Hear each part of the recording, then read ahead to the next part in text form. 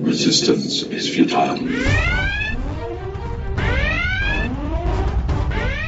Boldly going where no show has gone before. This is The Week in Geek with David D. Squared and Brian Held. Heard live on News Talk 99.5 WRNO and the iHeartRadio app. Here are your hosts, Brian Held and D. Squared. Welcome into the Week in Geek radio show, guys. This is Brian Held, your co-host, and this is a special presentation of a panel that I moderated at Cyphacon a few months ago. And what I wanted to say before we get started is that it's such a special treat to be put in a position to moderate a panel and to help facilitate a conversation between an actor, especially one of this prominence and ability, with an audience. And it's such a special treat for me to be a part of that. So without much further ado, here's Andrew Robinson at Cyphacon 2019. I bet in 50-some years you got a lot of stories. Oh my God, I do actually, but you can't help it because it's such a ridiculous profession. I mean, you think of it, and sometimes, don't go so far over there. Yeah, but that's fine. But I don't want anybody, so we can sort of like keep it compact. Mm-hmm. Keep it in the alphabet. Keep it in the alphabet. She's going to go over in the alphabet. That's all right. You moved over one chair. All right. I forgive you. So. See, I wonder why everybody thinks they're bad kids. They got to hang out at the back of the class. It's like, come closer. Well, that's what I used to do. I mean, when I walk into a room, I usually go in the back. Right. I mean, for someone who became an actor, who's as shy as I am about human contact, it's pretty bizarre. But I think that's what happens. I think people become shrinks who really have a lot of problems in their lives, and who knows? But but it is a funny thing to be an actor. I mean, it's to make that as your life's calling. And I have no idea.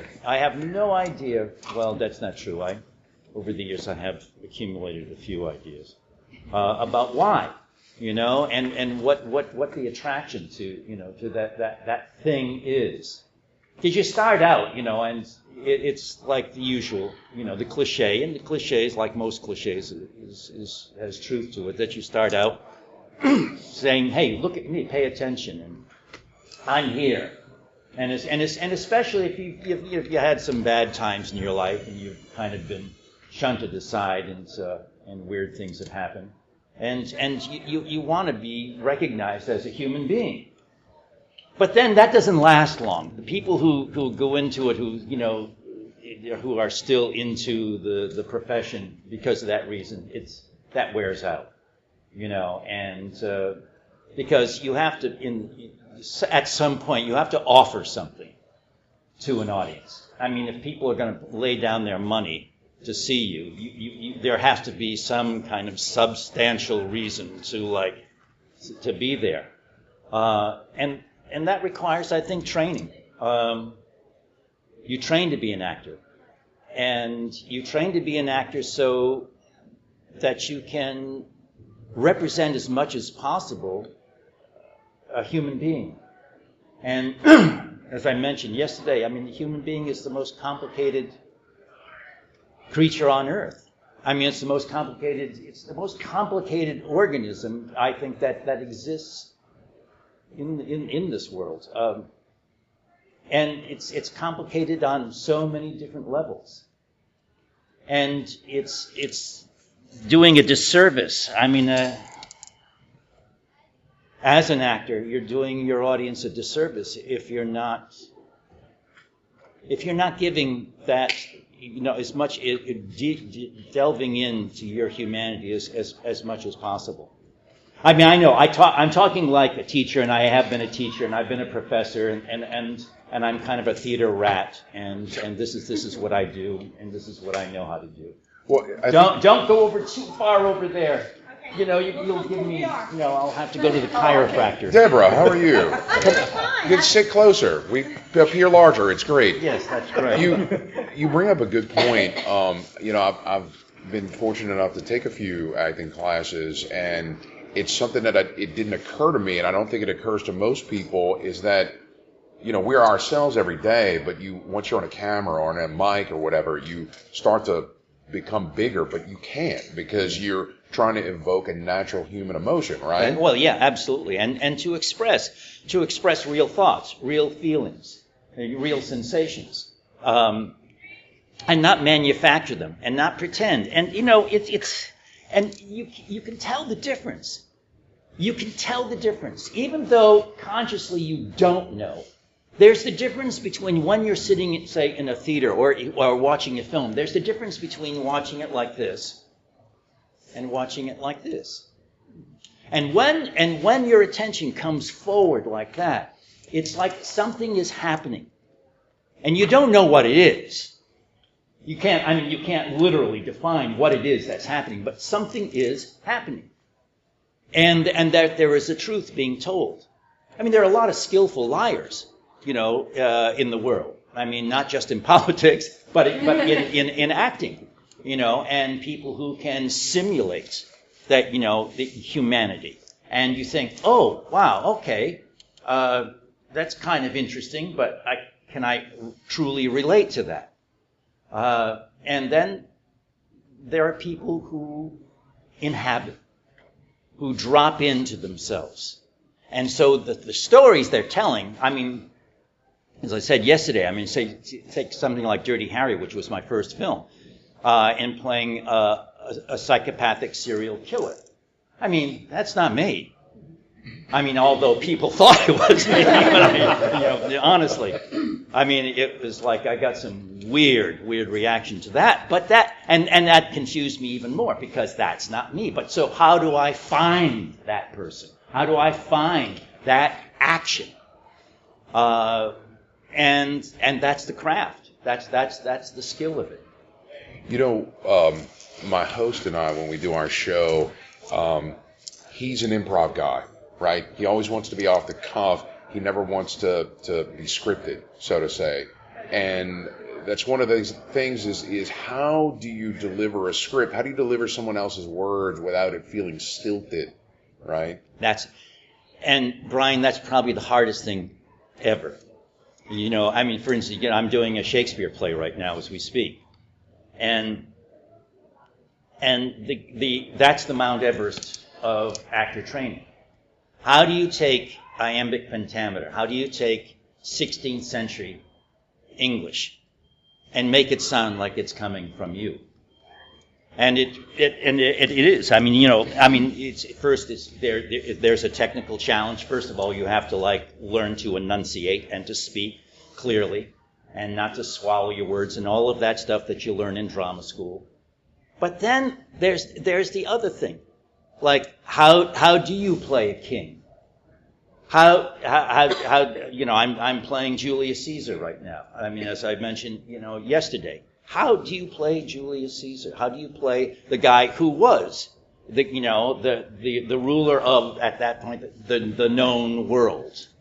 And it's like, and that's where the strangeness of being an actor comes from. It really does, because then you have to go to places that sometimes you'd rather not go to, like with the character of Dirty Harry. You have to dig in and accept again your humanity and the fact that you have passions and desires that sometimes live in the dark side. Think about Garrick. Now, I know that most of us are here about, because of Garrick. That was beautiful to play. I mean, it was just an absolute joy to play with Garrick.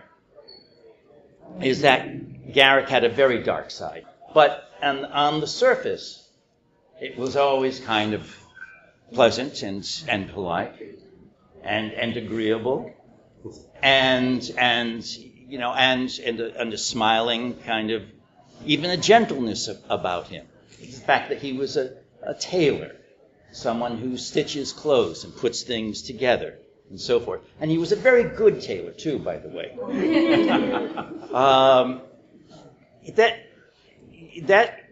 where you have the surface and then you have the underneath kind of going in opposite directions. But there was always a brutal, conniving calculation that was going on underneath. Always looking for his advantage.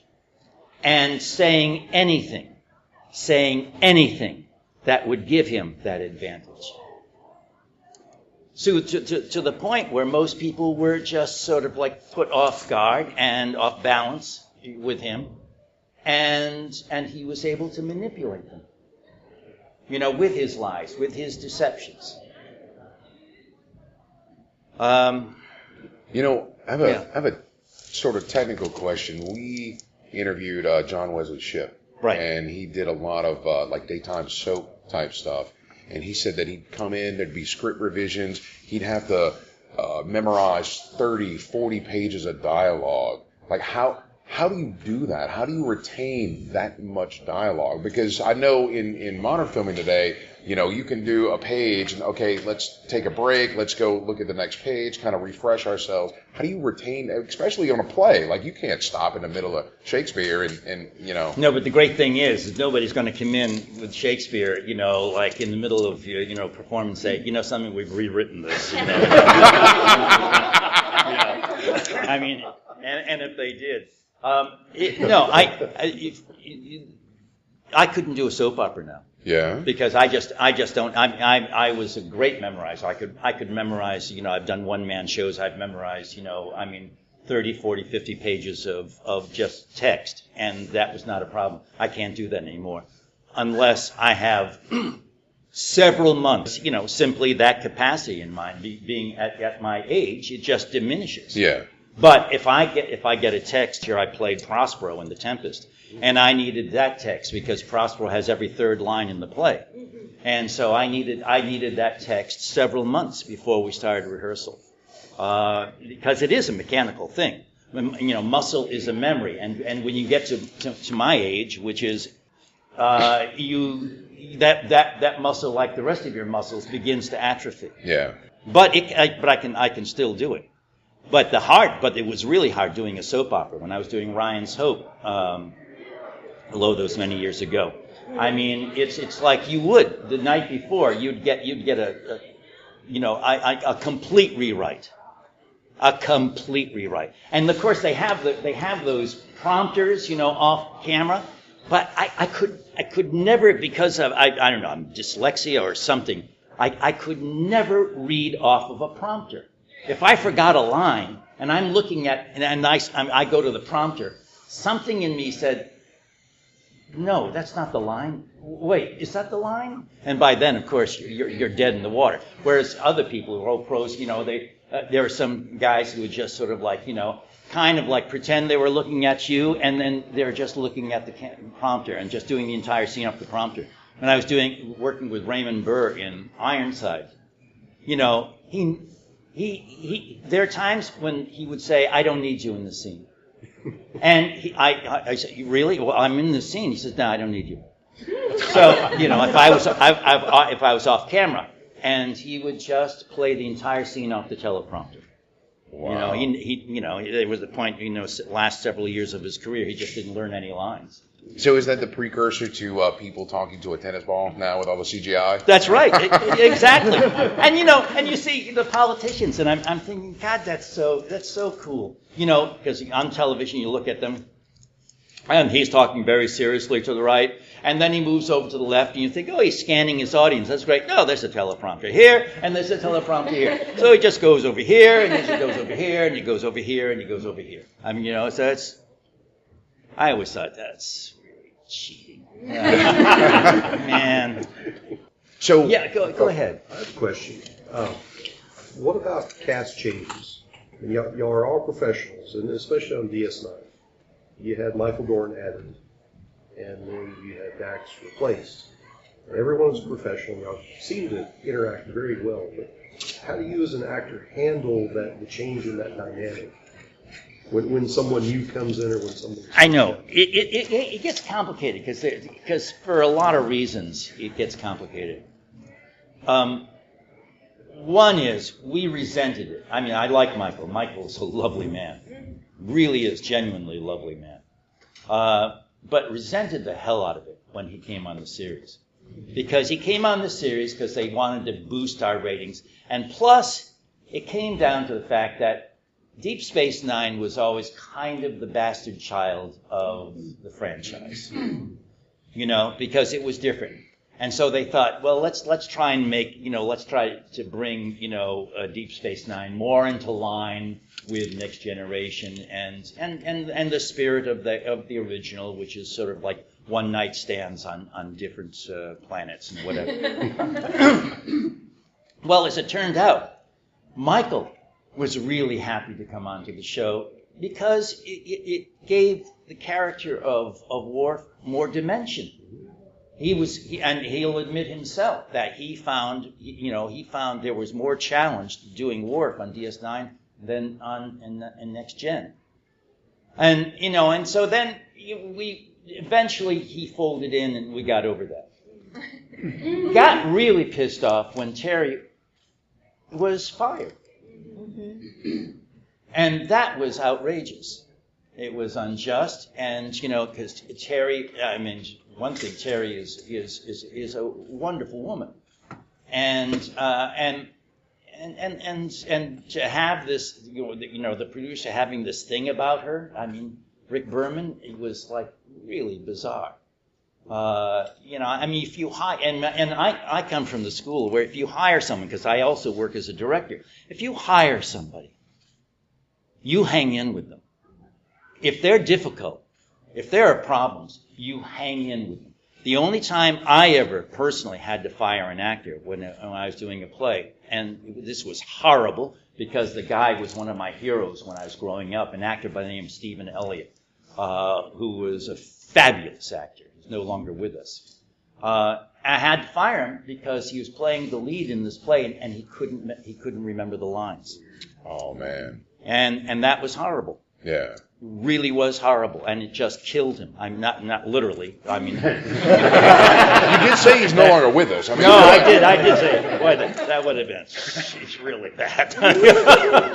No, anyway. But the fact that not to hang in with Terry, because Terry is not a bad actor. She was raw. She probably had, and with that cast. Thing about that DS9 cast is that you had really these strong, trained actors, Renee and Armin, Nana, and all of us with a big track record, probably more than any other Star Trek series, and I think that was one besides the writing, which on DS9 the writing I loved. And there were some episodes that I think just went off the map. Also, it was the level of expertise of the acting, and which comes from the experience of people who have done it, who have put in their 10,000 hours and so forth, learning it. Well, I guess that made it easy for you on set. If you have so many experienced actors, you're able to just kind of get in there and just build that rapport. Oh, absolutely. Yeah. Absolutely. And some of these actors, like Renee and Armin, I had worked with before in theater. So it was like, oh, yeah, okay. And then, and then the listening and the talking to each other, the bouncing back and forth. And so you build, you've got these relationships that you build on. I got to ask, and also, if anybody else has questions, just jump in. Please. No, there's a big difference between stage and film, right? And is the transition between the two difficult, right? Because you've got to tone it down for film, right? It's a great question, and because it brings up a whole thing about the difference between film and theater. And I, as someone who I started, as I mentioned yesterday, 16 years ago, I started an MFA actor training program, a conservatory program at the University of Southern California, which was a gift because being, as I say, a theater rat and having all these ideas and constantly thinking about what is acting and how do you take somebody like Andy Robinson, to King Lear and how do you, where do you meet and where does that connection happen? All of that shit, So it was like the thing about film acting and stage acting is that it's easier to work with someone who started on stage, who's been trained as a stage actor, than it is to work with someone who has never done stage and who's just done film. And I've worked with people, for instance, in theater who have had no theater experience and just film experience, and it's really hard for them. And it's hard for them because of this whole thing about presence. As I said yesterday, and I always, have to stand up for this. It's like this is the actor's presence. My presence is like what occupies space and emits energy. And it emits the energy. And this whole thing, it's always all about energy. It's like you find the energy, and it's like you consciously expand that energy out into the room so that you embrace the entire room. And you can do this because what are we but, these instruments that have energy running through us?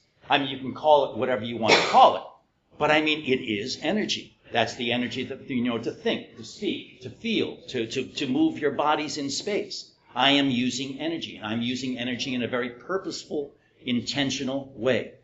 And it's not, I'm just not a head walking around with this body, trailing behind, that I'm a stranger to. What is this body? What's it doing? It is connected. It is totally connected. As I said yesterday, the Greeks call this area, 2 inches below the belly button, your second brain. What the Chinese call the qi. And it's like where all the nerves from your entire body connect up at the base of your spine. What the Hindus call the kundalini. And so it's not just the head that's thinking. You're thinking with your body. You're feeling with your brain. It's totally all connected.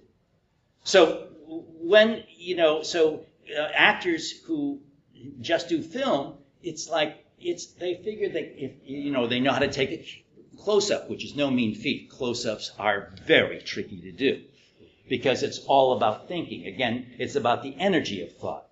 When you're just doing close-ups and the frame is just on you like that, it's like if you're not thinking specifically something, you're dead. You're boring. If you don't have some kind of specific intention, something that you want to communicate, something that you desire to say, and that's going to move the story along, forget about it. You're wasting space. You're killing the story. So that's very important, But take that actor and you bring him up on stage and you say, okay, now I want you to do Hamlet's soliloquy, to be or not to be. To be or not to be. And then suddenly you realize I'm on stage and I have an audience. Instead of one point of view, which is the camera that I'm playing for, I have 100 points of view. And each person is taking in what he or she sees. Rather than we all, when we're watching a film, we're taking in one point of view, which is the camera's point of view. And believe it or not, that requires enormous energy. To be able to play to an entire room, to take in that room, to embrace that room, to envelop that room with your playing energy, as opposed to that one point of view, which is the camera. And that's really the difference. Wow. And it took a long time for me to figure that out, because I came from theater. And I got lucky. Sometimes you can really get lucky. With Dirty Harry, my first film, I nailed it. I nailed it really not knowing what I was doing. But I had a great director, Don Siegel, a really great director. And, of course, everybody was there for Clint Eastwood, who at that time was he looked like a Greek god. The guy was so impossibly, you think, how does a guy look that good? About 6'4", and, he's built like a brick shit house, and he's got that face and so forth. So I could just, so and thankfully I had the right kind of character, so I could just do my thing, which was totally anti-Clint and weird and crazy and all of that, and it worked beautifully. Yeah. But then as I got more into, doing other film, I started, thinking, God, I really don't know what I'm doing here. I mean, this is awkward. I was too much energy. I was Right. over the top. I'm making all kinds of faces. What is this? Well, I mean, did you go to classes at that point, or? I did. But you see, the thing is, in Hollywood, you have there's a cottage industry of people who are going to teach you how to act for the camera. And they don't know. They really don't know. They don't understand, because the thing is, even though you're acting for the camera, you're still using your entire body. You're still connected to your body. You're never not connected to your body, even though you think you may not be. The body is always there, saying, "Hey, don't forget about me. I'm here." And you can so easily be betrayed by your body when you're oblivious to what the body needs. It's all connected, and it's about focus and intention. Focusing that energy and using that energy to get what it is that you want, like in our lives. I mean, each of us has to focus our energy. If we have desires, which we all do, because otherwise why are we on earth if we don't have desire? We have desires, and we have to focus our energy to how we want to effect achieving that desire. How do we get what we want? And that's basically, if there's a secret to acting, that's it. Focus. That's it. Yes. Well, and it seems like a lot of it is learning by doing, right? Totally. Getting your hands dirty. That's right. The 10,000 hours. Yes. You really have to the repetition of the exercises and whatever you have to do and putting yourself out there. And I'm always scared. When I work, I'm always scared. When I first meet, go in front of an audience, I first meet that first audience, I sometimes think I wish I could die now, so I don't have to do this. I get sick to my stomach, and I know what that is. I know what that is, and I know that when that stops, when that doesn't happen, if I can just go out in front of an audience and it's a piece of cake, then it's time to quit. Yeah. Because it's just, yeah. In Hellraiser, at the end, it's possibly the greatest line in all of horror movies. I read that you came up with that, Jesus wept. Yeah. Can you tell us a little bit about that? Yeah. So funny, because I saw Clive Barker at a convention a couple months ago.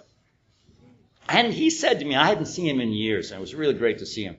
And he said, I thank you for that line. This is a guy I think is a great writer.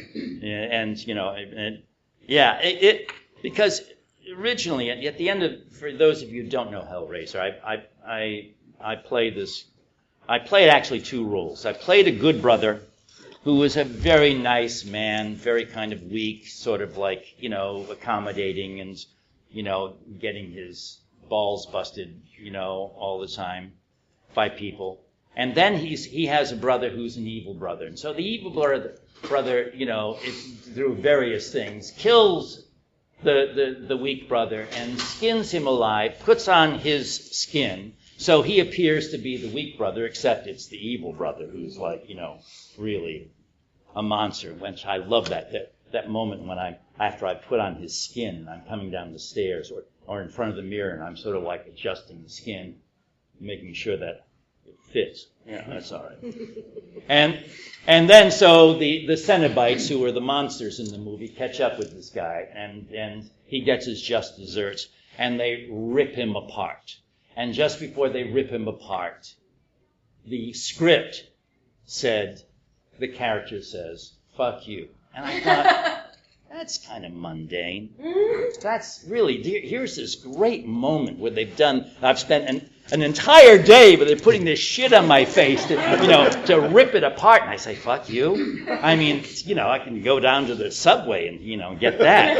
And I said, so that's when I came up with the idea that Jesus wept, the biblical thing. And I just came up with it. I don't know why or how. And it turns out that was one lucky choice on my part. And was that a series of takes like that? Was that just one take of many? One take. Nice. One take. Yeah. Yes. How much? Because Garrick was originally supposed to be like a one-time appearance. Right. So how much of Garrick is you bringing life to the character, bringing ideas to the character? How much of Garrick was you bringing ideas to the table? As opposed to say what was written? Mm-hmm. Yeah. But that's the conundrum about acting. That's the problem. That's the basic problem about acting. Because it's all me. All the behavior is me. The looks, and the energy of the character. That's all Andy Robinson. But it's like making it's getting in sync with the text, with the words. And that's the hardest thing to learn as an actor. That's the skill. And it requires two things, that I've come up with over the years. One is, again, going back to the technical training of an actor. You get yourself connected to your body, so your body responds. Because my body is going to respond differently. It's a different physicality, as Garrick then say from the Scorpio Killer, or from the guy in Hellraiser, or for Liberace, or from any other character. No character I've ever played has ever been like another character, simply because it's a different kind of character. There's a different set of circumstances. There's a different story to tell. So, how do you do this? And the thing is that you first of all, again, technically, you get the script. You learn the script. You learn the text. You learn those words, and you get those words into your body. And then this is the mysterious part. And I don't mean to get too, ooga booga about this, but it's true. It's true. You have to trust your subconsciousness. That you have to trust your intuition. That you trust that you are going to make the right choices. If you've done your work, if you've learned the words, if your body is ready. If you understand what the story that you're telling, coming back to the story thing. Right. Because you're always telling the story. If you're clear about all of that, then you trust. And that was the hardest thing for me to do. And when I finally did learn how to do that, it's like I couldn't go wrong. Now, did you have any part in making that character last beyond the initial, right? It was one episode and then, right? Well, no. I think there are two things. One is they were looking for, as I said yesterday, they were looking for a storyline for Sid, for Siddiq, and played Dr. Bashir, because he was the one regular in that first year that did not have a storyline. And so they were scratching their heads, what are we going to do with this guy, And so let's bring this older guy, this alien in, and he'll be who's his spy, is kind of a mysterious guy, and he'll be Dr. Bashir's mentor. So they wanted to find out if Sid and I had any chemistry, which of course we did. But then the second thing is that I trusted my choices, and I thought, okay, that's an interesting idea, mentor, and I'm going to be the mentor, but it's more than that. What's underneath that? Underneath that is a sexual attraction. That Garrick is sexually, deeply attracted to this really good-looking, intelligent, articulate young man. And when the writers saw that, that's it. I got that, Nice. Lasted for 7 years.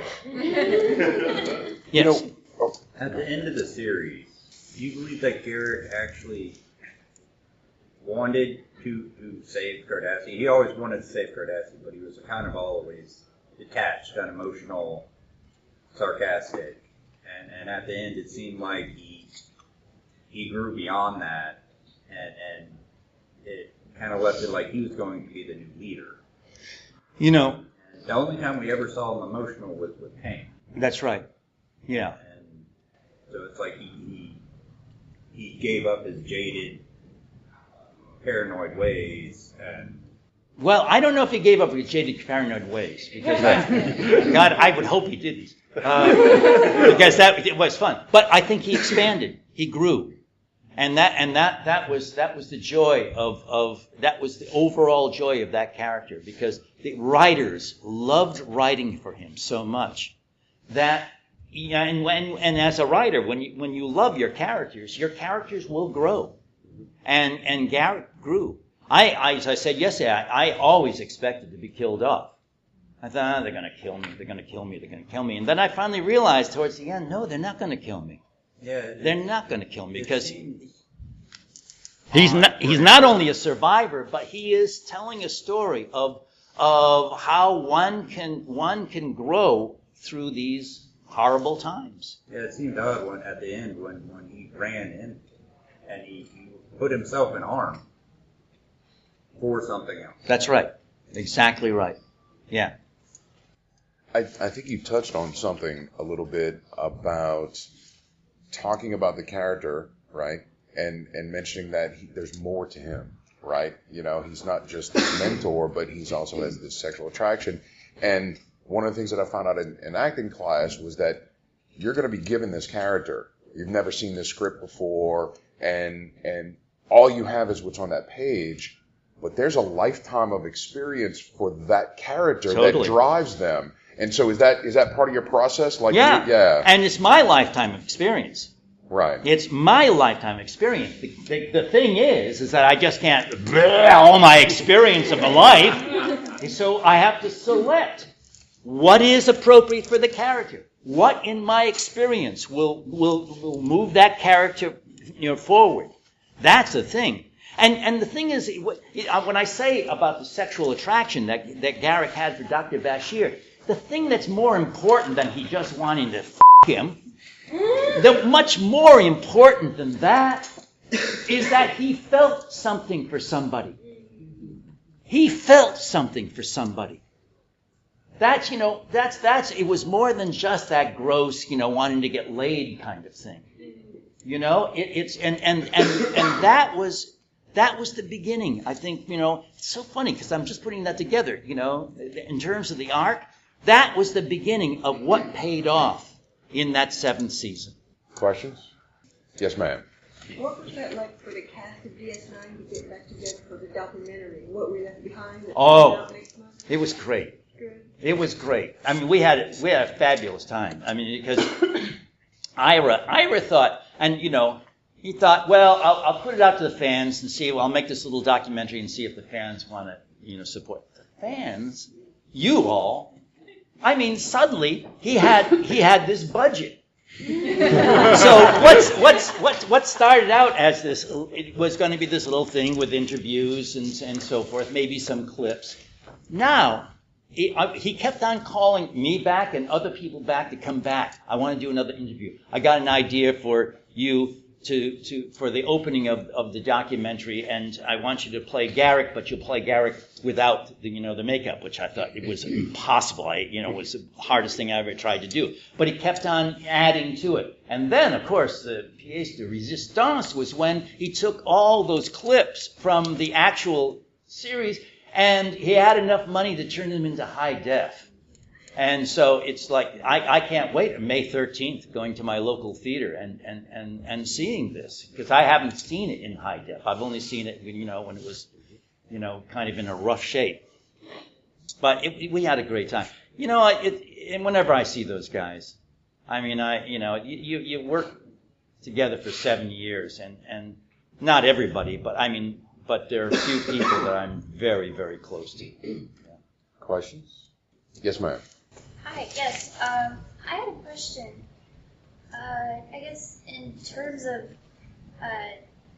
what you enjoy the most, most of your experience has been stage acting, but would you say you prefer acting or to directing? I prefer acting. Yeah, I mean, because I am an actor. That's how I started out. And I liked directing, but I liked, for instance, I directed some television, and I didn't really like that, because like these days when you direct television, it's not like the old days. The director now is expected, especially on television, you're expected to sit behind a monitor, and you watch a scene through a monitor play out, and then. Oh, I don't like the way that scene's being played. And then you step out from behind your monitor and you go on the set and you give the actors, sort of adjustments of direction and so forth. And then you go back behind your monitor and you're looking at. But then what really sucks is that behind you, standing behind you, looking over your shoulder, are the producer writers. Because now in television, the writers are the producers. And they're saying to you, are you going to let her play it that way? No, you're missing that. That's not what I wrote. And you're sitting there. Wish these people would go away. So I directed several episodes of. I was very happy doing the Star Trek stuff, and I was a staff director on Judging Amy, the CBS series, for a while. But then I thought, nah, I don't want to do this anymore. But I love directing theater. But yes, when I finished at university last May, almost a year ago, I went back and people saying, well, do you want to direct? No, I don't want to direct. I want to act. And I went back and I've done, I'm doing plays now, and I'm very happy to do that and scaring myself. So you're still participating in plays over at UCLA? Is that No, I taught at the University of Southern California. USC. No, I do plays all over the place now. As well as Los Angeles. I'll go to little Shakespeare festivals and stuff like that. I did this one thing. Speaking of energy, oh my God, this was something. A friend of mine, an English director, Nancy Meckler, who in England is a very well-known stage director. So she was hired by the Disney Concert Hall to come over and direct a production of Midsummer Night's Dream using Felix Mendelssohn's score with the LA Philharmonic. And she asked me to do 2 roles in it, Theseus and Oberon, which is a lot of material. And the Disney Concert Hall is a huge place. It's a beautiful place, but it's huge. And it's designed for every musical instrument, but not the human voice. So they had to mic us. And so we're working around this huge symphony orchestra. There are platforms behind them, on the sides and in front. And this huge hall. And at one point, it was like, I think maybe the very first performance that we did it, I realized, usually I'm very proud of the fact that I can fill a big theater. I can put my energy into a big theater and embrace the entire audience. In this place, I knew exactly where my limit was. I could see it. It was the barrier, it was the steps up to the very last section. And I thought, I can't get to those people. It was really very strange. Wow. Yes, ma'am. I know you're a writer as well, and there's a certain amount of acting when it comes to composing characters. Have you found that your experience, did the one experience feed the other for you? Totally. Absolutely. Because, it is always an imaginative projection. That you're doing, when you think of a character, when I'm reading a character I'm reading a script and I'm looking at the character, I am imaginatively projecting into this character that's now just words, and trying to see in my mind's eye this character, what this character moves like, how this character behaves, the sound of the character's voice, all the various details of the character. And it's the same thing with writing for me. It's that imaginative projection, and sort of like having, this kind of like little world playing out in your head. It's interesting. We interviewed an author, and I can't remember his name right off the top of my head, but he's been at it for a while, New York Times bestseller, and he's gotten to a point in his career and his skill that he says, I just go out on a hike, and by the time that I come back, the entire book is formed, right? And I just got to write it out. Does it work like that for you? Like, or is it a period of time where it slowly develops the ideas? No, I'm not that good. That guy is experienced, but Right. but it is the same kind of thing. Because I am a hiker. I love to walk, and some of my best work gets done when I'm out there. But yeah, no, it's like I have to work harder than that. I have to go on. I have to. Several hikes? Several hikes, exactly. Good deal. So one of the things that I find is interesting, and we may possibly have some aspiring actors in the audience. They usually probably get a lot of questions from folks wanting to get into the industry. And one of the things that my coach has taught me, and I think it's important for folks to understand, is that it's more important to be a working actor than this superstar, successful actor, because that's the exception to the rule, right? It's exactly right. It's like, God, this comes near and dear to me. This question, because I've had so many students over the past years, and our program was a serious program. It was a conservatory program. The people who went into it had their undergraduate degrees and had made a decision that this is what they wanted to do for the rest of their life, was to become a professional actor. And it's an enormous, enormous responsibility. And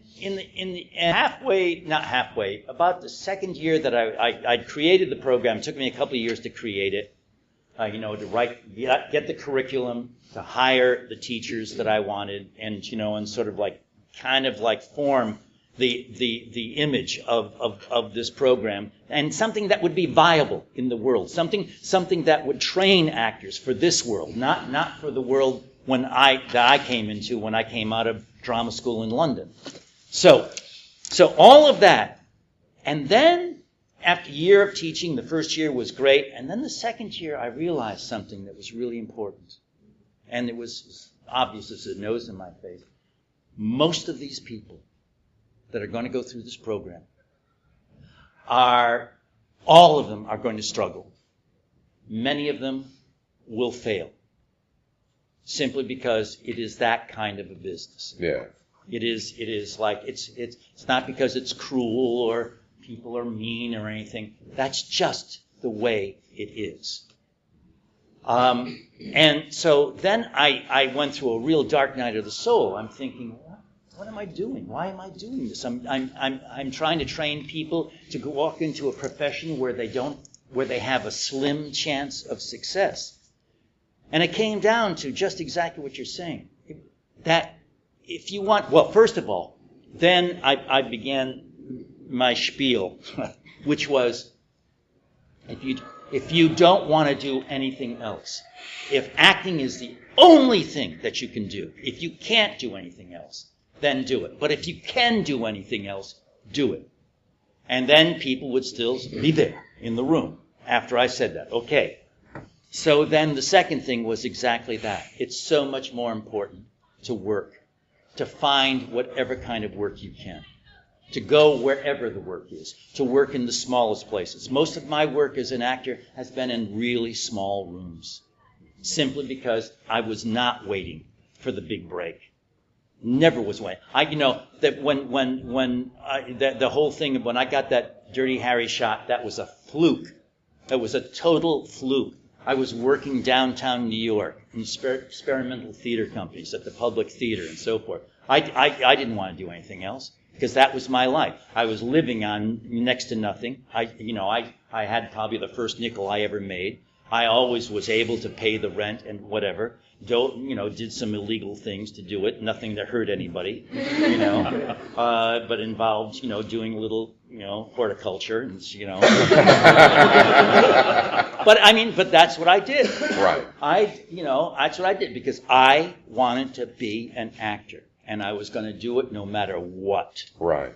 And that's where it's at. Well, I think you make a good point. I think one of the most profound experiences that I had seeing Henry IV in a minimalist production at Tulane University in New Orleans, right? And having this room set up, and they were in this corner stage, and there's just the barest touches of a costume, and there's really no set, right? Because it's the actors delivering everything. That's right. And have you had many experiences like that? All the time.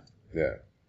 All the time. It's like honestly, that's been most of my career. I got lucky with Dirty Harry, and then got my sponsors, got television gigs, and of course, probably, getting Garrick was one of a handful of, gigs that was like, that changed my life, as I mentioned yesterday. But it always, when a gig is over, I always went back to little rooms doing theater. Theater for about the size of this audience. Right. This is about the size of the audience.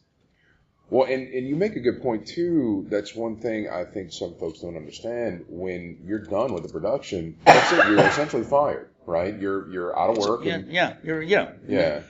And you think, and it took me years because I think I would do a good job, and I think, hey, I did a great job here. I got a pass now. I got a ticket to ride, don't I? No, you don't. Yeah, that Sunday night, it's over. You hug each other. You kind of get loaded with each other. You cry a little. You say goodbye. And Monday morning, it's to the unemployment office. To set up your claim, and then out on the streets looking for the next job. Yeah. That's what it is. Right. Anybody with acting experience here or acting desires and stuff? My sister owns a acting and modeling school in agency. Where? Page Park Center of Modeling and Acting. It's in Houston. In Houston, right, right. And well, I'm sure she gets, I'm sure she gets a lot of, Well, yeah, I've been exposed to a lot of it. Actually helping at her conventions and stuff, Yeah. and some of her actors. I guess she's best known for Alexis Bledel from Gilmore Girls. Sure, yeah.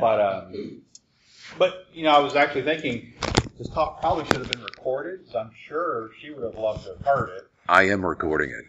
So yeah, no, I was just very. Oh yeah, I wish I could act, but always interesting. The thing is, he was right when he said all the world's a stage and each of us is a player.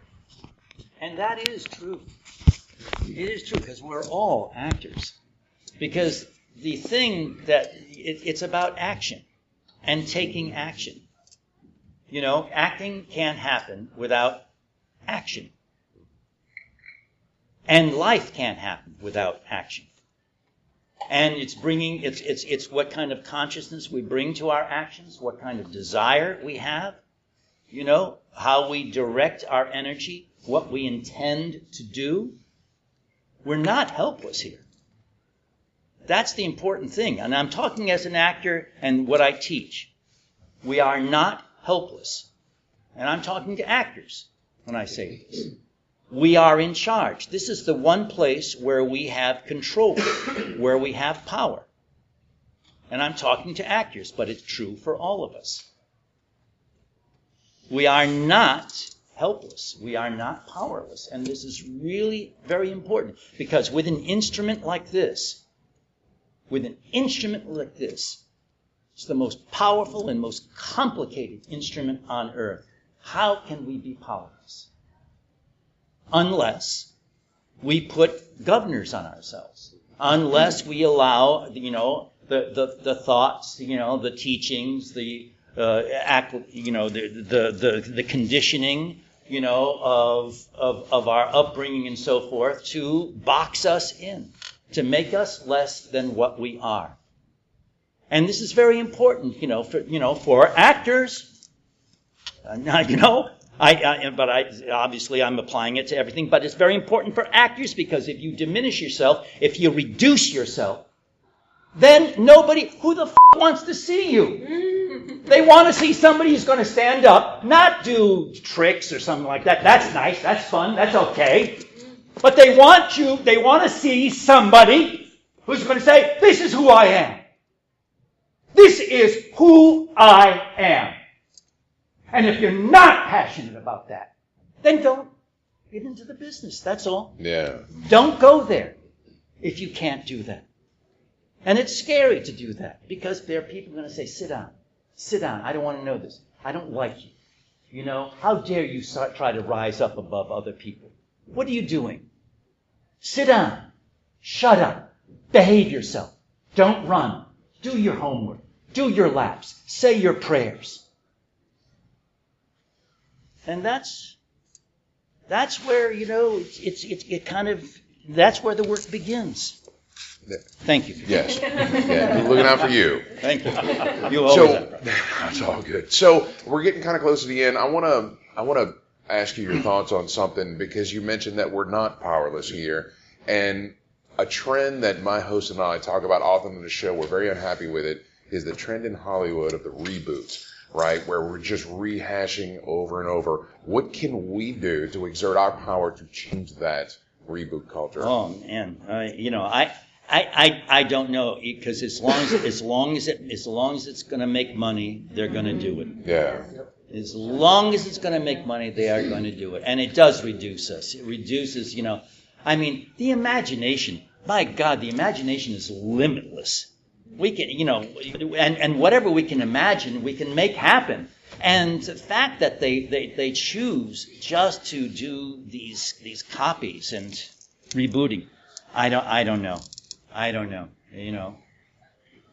write letters, but I know that they go into the circular file. So, all right. Yeah. Any last thoughts? Anybody? All right. Well, thanks for coming. Thank you.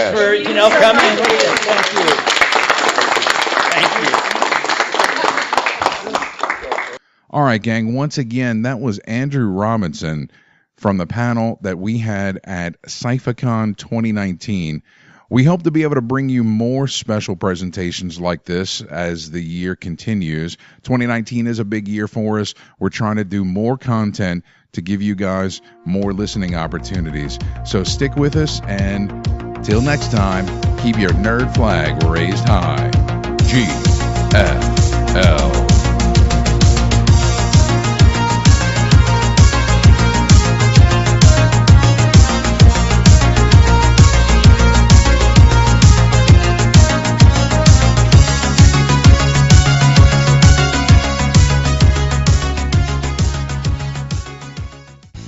Johnson, making mornings great on News Talk 99.5 WRNO FM, New Orleans,